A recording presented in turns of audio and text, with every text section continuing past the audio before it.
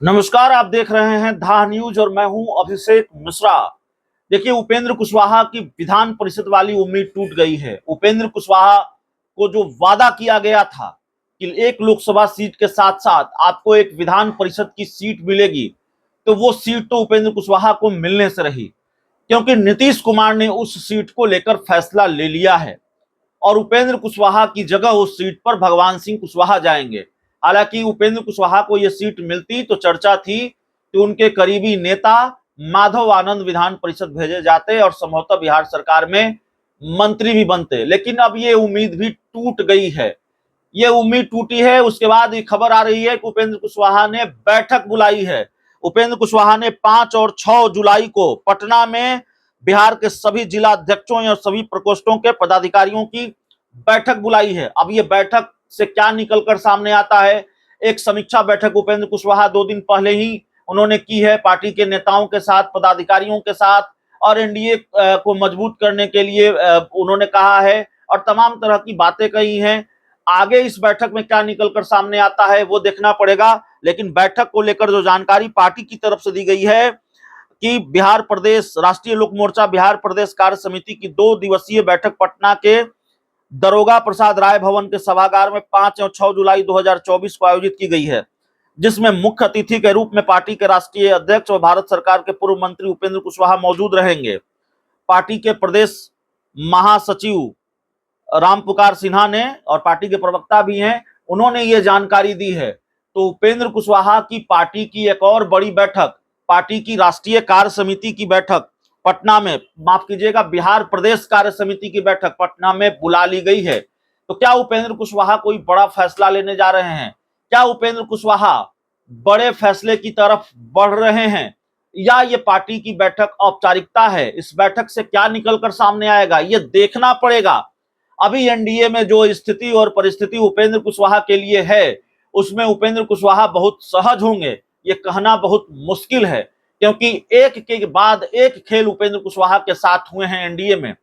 पहला खेल तो यही हुआ कि काराकाट लोकसभा सीट में उपेंद्र कुशवाहा को हरवाने में महत्वपूर्ण भूमिका निभाई बीजेपी के कुछ नेताओं ने। बीजेपी ने खेल किया और ये बात बीजेपी के अंदर से आई। बीजेपी के नेता और पूर्व मंत्री रामाधार सिंह ने यह बात कही। उन्होंने चैलेंज किया जेपी नड्डा को कि अगर मैं गलत हूं तो मुझे पार्टी से निकाल दीजिए। रामाधार सिंह ने यह बात कही। उन्होंने संजय जायसवाल का नाम लिया, उन्होंने नित्यानंद राय का नाम लिया, उन्होंने पूर्व सांसद सुशील सिंह का नाम लिया, उन्होंने सम्राट चौधरी का भी नाम लिया। और उपेंद्र कुशवाहा ने भी जब अपनी हार पर चुप्पी तोड़ी तो उन्होंने भी इशारा बीजेपी की तरफ ही किया। उन्होंने कहा कि उपेंद्र कुशवाहा ने कहा कि पवन सिंह फैक्टर थे या फैक्टर बनाए गए, ये सबको मालूम है। सोशल मीडिया का दौर है और सबको सब कुछ पता है, मुझे कुछ कहने की जरूरत नहीं है। तो सधे अंदाज में उपेंद्र कुशवाहा ने वो कह दिया जिसकी वजह से भारतीय जनता पार्टी भी जाहिर तौर पर उसकी भी चिंताएं बढ़ गई होंगी। एक तरह से उपेंद्र कुशवाहा ने तब तेवर ही दिखाए भारतीय जनता पार्टी को कि हमें भी पता है, सबको पता है पवन सिंह फैक्टर थे या फैक्टर बनाए गए। तो दूसरी तरफ एक वो मामला, उसके बाद उपेंद्र कुशवाहा ने समीक्षा बैठक की और अपनी पार्टी के नेताओं को कुछ निर्देश भी दिए विधान सभा के चुनाव को लेकर। लेकिन उपेंद्र कुशवाहा के साथ जो वादा भारतीय जनता पार्टी ने किया था, भारतीय जनता पार्टी के साथ जो उपेंद्र कुशवाहा की डील हुई थी, वो डील भी पूरी नहीं की भारतीय जनता पार्टी ने, वो वादा भी पूरा नहीं किया भारतीय जनता पार्टी ने। और भारतीय जनता पार्टी ने उपेंद्र कुशवाहा से किया हुआ वादा एक तरह से तोड़ दिया। 2024 के लोकसभा चुनाव में जब सीटों का बंटवारा हो रहा था तो उपेंद्र कुशवाहा सिर्फ एक लोकसभा सीट पर मानने को तैयार नहीं थे। उनको कम से कम 2 लोकसभा की सीटें चाहिए थी। सीतामढ़ी लोकसभा सीट पर भी उनकी पार्टी की तैयारी थी। उनके करीबी नेता माधव आनंद वहां से लगातार तैयारी कर रहे थे, वो वहां डेरा जमाए हुए थे। लेकिन सिर्फ एक सीट, काराकाट की लोकसभा सीट उपेंद्र कुशवाहा को मिली।